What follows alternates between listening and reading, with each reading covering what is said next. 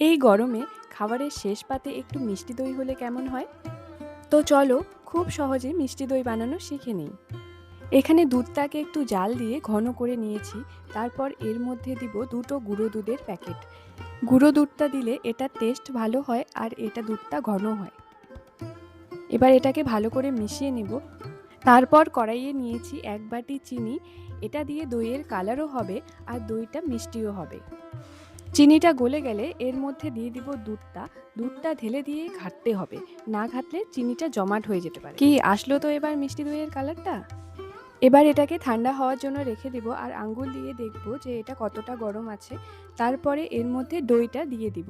দইটা দিয়ে এটাকে ভালো করে মিক্স করব।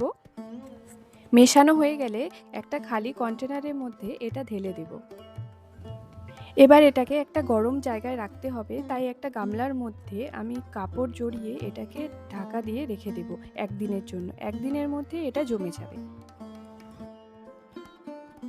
এটা হলো পরের দিন চেক করে দেখছিলাম সকালে উঠে যে এটা জমেছে কি না দইটা। তারপরে একটু ফ্রিজের মধ্যে রেখে দিয়েছি। আমি বলবো না, তোমরাই বলো যে কেমন জমেছে দইটা। ভিডিও ভালো লাগলে সাবস্ক্রাইব করতে ভুলো না।